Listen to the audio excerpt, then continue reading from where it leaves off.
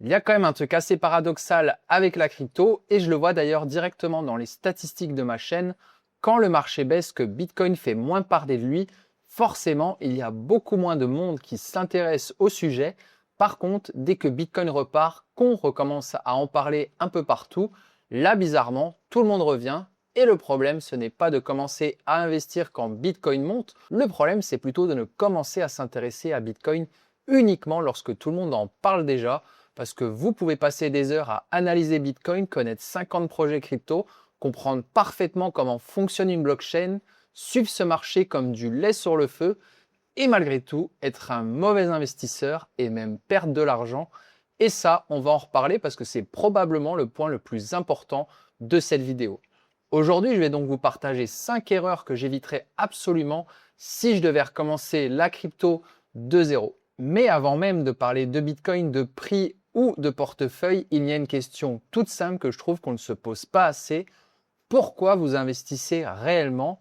Est-ce que c'est pour diversifier votre patrimoine, pour financer un projet dans 3, 5 ou 10 ans? Est-ce que vous cherchez à construire quelque chose sur le long terme? Parce que si vous ne savez même pas pourquoi vous investissez, toutes les erreurs dont on va parler derrière deviennent beaucoup plus faciles à faire. S'intéresser à Bitcoin uniquement quand tout le monde en parle, c'est probablement l'erreur la plus classique. Et encore une fois, je la vois directement dans mes statistiques. Quand le marché est calme, beaucoup moins de personnes cherchent à comprendre Bitcoin. Quand Bitcoin monte fortement, soudainement, tout le monde veut savoir comment en acheter. Et humainement, c'est complètement logique. Quand un actif monte, on voit les performances, on voit peut-être les gens autour de nous commencer à gagner de l'argent, montrer des résultats de leurs performances comme en bourse actuellement. On en entend davantage parler et forcément, on commence à avoir peur de rater une opportunité. C'est ce qu'on appelle le FOMO, le Fear of Missing Out. En gros, la peur de passer à côté, et notre cerveau fonctionne un peu comme ça. Quand un actif ne fait que monter, on se sent paradoxalement davantage rassuré pour l'acheter, alors que quelques mois auparavant, quand le marché était en pleine correction, on pouvait avoir exactement la réaction inverse. Les cryptos sont mortes, Bitcoin ne remontera jamais. Il y a aussi parfois votre entourage, le pote qui vous parlait de crypto tous les jours quand tout montait. S'il est aujourd'hui en grosse moins-value ou s'il a vendu en panique, bizarrement aujourd'hui il va peut-être beaucoup moins vous en parler. J'ai aussi déjà rencontré des personnes qui avaient subi de lourdes pertes et qui ne voulaient tout simplement plus jamais entendre parler de crypto. Après tout, c'est humain, mais c'est justement là qu'il faut essayer de prendre un peu de recul. Le problème n'est pas d'acheter Bitcoin lorsqu'il monte. Personne ne sait précisément jusqu'où Bitcoin pourra monter ou baisser. Le problème, c'est que votre intérêt pour l'investissement soit entièrement dicté par l'ambiance du moment.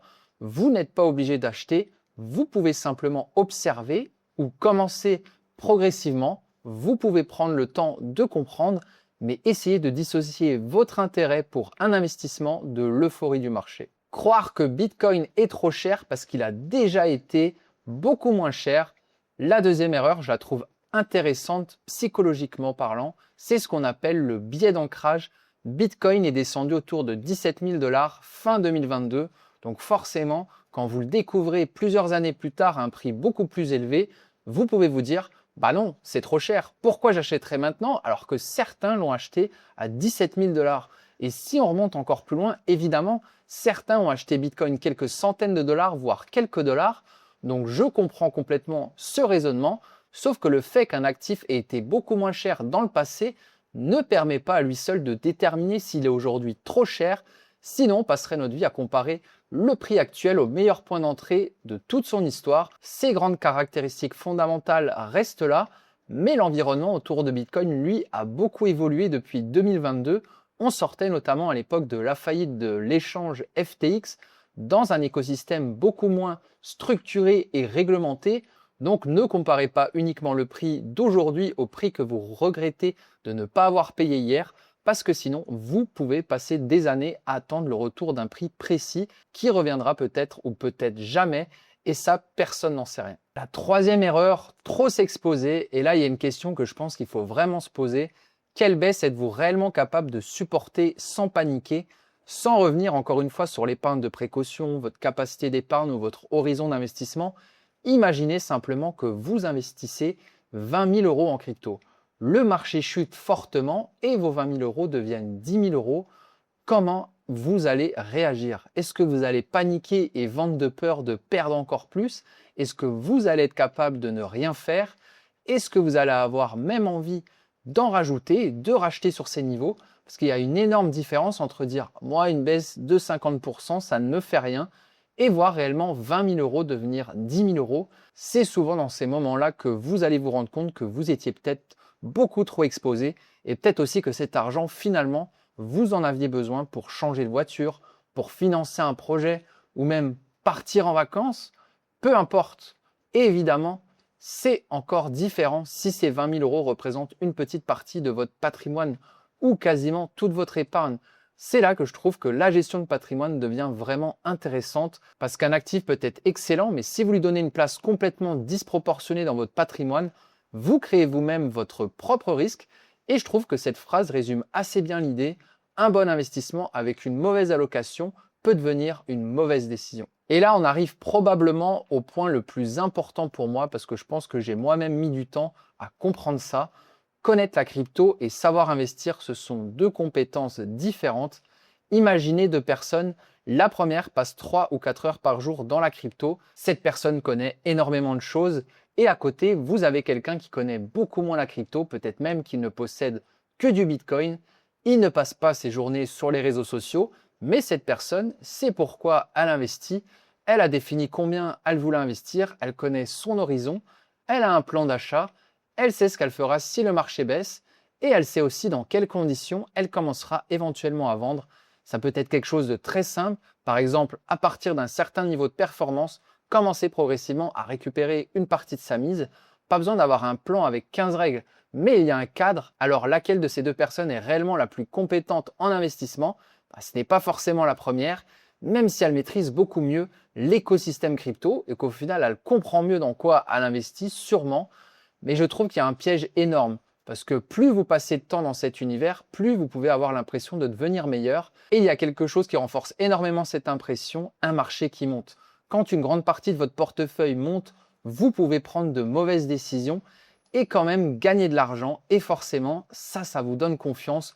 Vous commencez à vous dire ah, en fait, je suis plutôt bon. Alors que parfois, c'est simplement le marché qui vous porte. Warren Buffett résume d'ailleurs très bien cette idée avec une formule célèbre qu'il a utilisée dans ses lettres aux actionnaires de Berkshire Hathaway, sa société.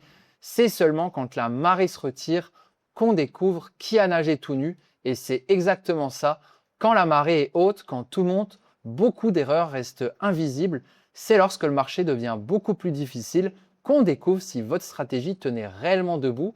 Parce que parfois, plus vous passez de temps à suivre le marché, plus vous devenez simplement meilleur pour consommer du bruit ou de la mauvaise information.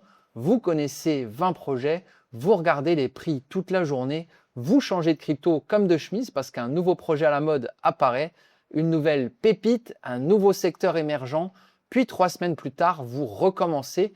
Et aujourd'hui, avec l'intelligence artificielle et tous les outils gratuits disponibles, on peut approfondir énormément un projet, on peut comprendre son fonctionnement, son utilité, ses risques, sa tokenomics, donc en gros l'économie d'un jeton, et ça c'est très bien. Mais il faut aussi faire attention à quelque chose, un bon projet ne signifie pas automatiquement un bon investissement dans son jeton, donc dans sa crypto, mais si son jeton a très peu d'utilité économique ou capte très peu de valeur créée par le projet, ce n'est pas la même chose. Il faut donc bien distinguer la qualité du projet et l'intérêt du jeton dans lequel vous investissez. Et même si vous comprenez parfaitement tout ça, ça ne vous dit toujours pas combien vous devez en acheter, ça ne vous dit pas quelle place il doit avoir dans votre patrimoine et ça ne vous dit pas non plus quand vous devez vendre.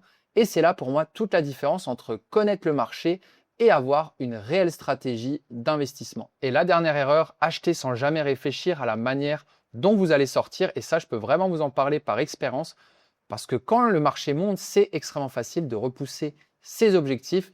Vous vous dites, à 100 000, je commence à vendre, puis Bitcoin monte, il arrive à 100 000, et là, vous vous dites, bon, en fait, peut-être à 120, puis 120 devient 130, puis 150, et au final, votre objectif monte quasiment au même rythme que votre portefeuille.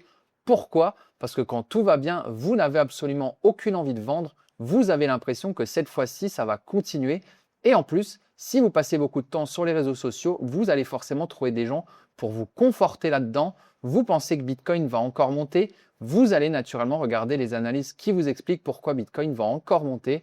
C'est ce qu'on appelle notamment le biais de confirmation. On cherche plus facilement les informations qui vont dans le sens de ce qu'on pense déjà. Et forcément, dans une période d'euphorie, ça devient très facile d'oublier complètement le plan qu'on avait défini quelques mois ou quelques années auparavant. On semble avoir la mémoire courte sur les marchés financiers, alors que justement, quand vous avez construit ce plan, normalement, vous étiez beaucoup plus calme, vous aviez la tête reposée, vous aviez peut-être un objectif financier précis et vous aviez décidé à l'avance de ce que vous feriez. Donc, si vous avez pris le temps de construire ce plan, essayez de vous y tenir parce que je pense que c'est justement pour ça qu'un plan de sortie doit être réfléchi avant l'euphorie. Et encore une fois, ça n'a pas besoin d'être compliqué. Ça peut être des paliers, ça peut être un objectif lié à un projet personnel.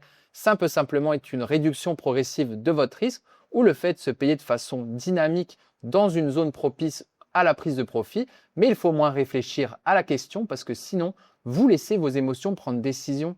On semble avoir la mémoire courte sur les marchés financiers alors que justement, quand vous avez construit ce plan, normalement, vous étiez beaucoup plus calme, vous aviez la tête reposée, vous aviez peut-être un objectif financier précis et vous avez décidé à l'avance de ce que vous feriez. Donc, si vous avez pris le temps de construire ce plan, essayez de vous y tenir parce que je pense que c'est justement pour ça qu'un plan de sortie doit être réfléchi avant l'euphorie. Et encore une fois, ça n'a pas besoin d'être compliqué, ça peut être des paliers, ça peut être un objectif lié à un projet personnel, ça peut être simplement une réduction progressive de votre risque, mais il faut au moins réfléchir à la question parce que sinon, vous laissez vos émotions prendre la décision au pire moment. Et pour moi, le meilleur moment pour décider ce que vous ferez quand le marché sera euphorique, c'est justement quand il ne l'est pas encore. Au final, je pense que le plus important, c'est surtout d'avoir une stratégie. Et plus vous arrivez à définir certaines règles à l'avance, voire à automatiser une partie de cette stratégie, moins vous laissez vos émotions décider à votre place quand le marché commence à vraiment bouger. Parce qu'on l'a vu, le problème, ce n'est pas forcément de ne pas connaître suffisamment la crypto. Vous pouvez connaître énormément de choses et quand même prendre de mauvaises décisions. À l'inverse, vous n'avez pas besoin d'avoir réponse à absolument tout dès le premier jour, mais vous devez au moins commencer à vous poser les bonnes questions. Pourquoi j'investis? Combien je peux réellement investir? Combien de risques je suis capable de supporter? Quelle est ma véritable stratégie que je serai capable d'appliquer aux moments les plus compliqués émotionnellement? Et qu'est-ce que je ferai quand le marché commencera vraiment à monter ou à baisser? Parce qu'une bonne stratégie, ça n'est pas seulement savoir quoi acheter, c'est aussi savoir à l'avance comment vous allez réagir. Donc voilà, méditez là-dessus. J'espère que cette vidéo vous aura plu. Si c'est le cas, n'hésitez pas à mettre un petit like et à vous abonner. Et moi, je vous dis à très vite pour une prochaine vidéo. Ciao!